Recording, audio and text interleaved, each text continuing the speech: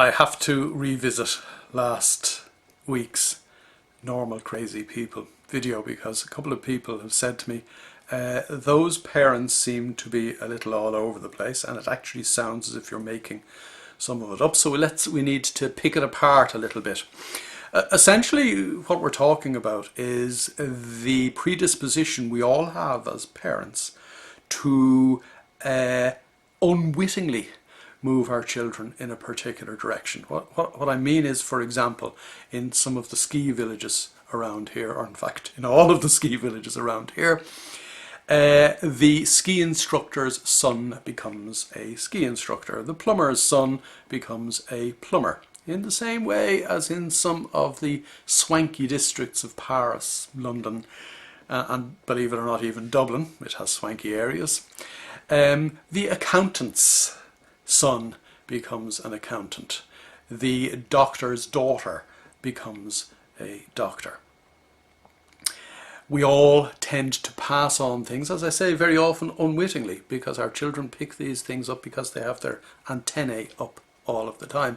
We pass things on that enable our children, if that's the right word, follow in our footsteps. Whether that is good or bad is actually a moot point. The problem with my friends from up the road here who are moving away is that they wanted fame and fortune for their children, and the nature in which they would pursue getting fame and fortune for their children was as changeable as the weather in the west of Ireland. Now, I know some of you live in the west of Ireland, so you know exactly what I'm talking about.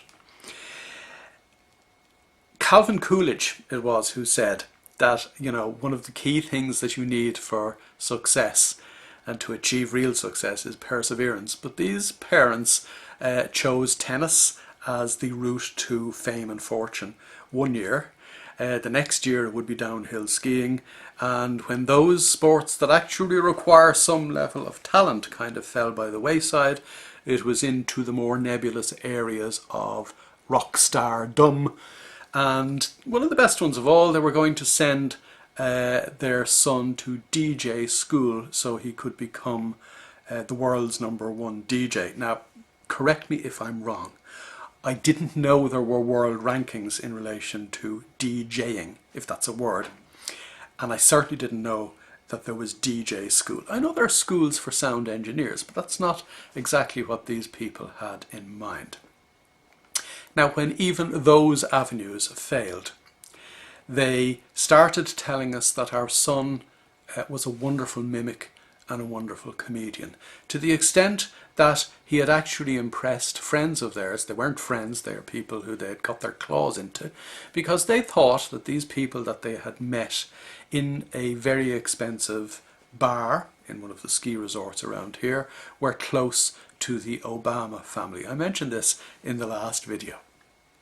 They hounded these people because not only did they think that they may have links to the White House, they believed that they would be in a position to get their sons visas into the United States. Now, not any ordinary visa, but visas under the program that actually permit people who are outstanding in their own field to be granted visas. Now, the only way this guy was as outstanding in his own field is that there was the end of the ski slopes just behind where these people lived, and he used to stand out there every so often.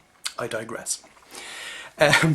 This guy actually asked these people, first of all, could they get him one of those visas? And eventually, when the American embassy in Paris refused to give him a visa, his mother actually said, and I quote, and I'm going to have to bleep a couple of words out here, you know, to hell with those in the United States Embassy. They could give Hugh Grant a visa. Why couldn't they give my son a visa? All right, you get the drift. Totally deranged people. Yes, we all try to do the best by our children, but it does require some degree of attachment to reality in the first place.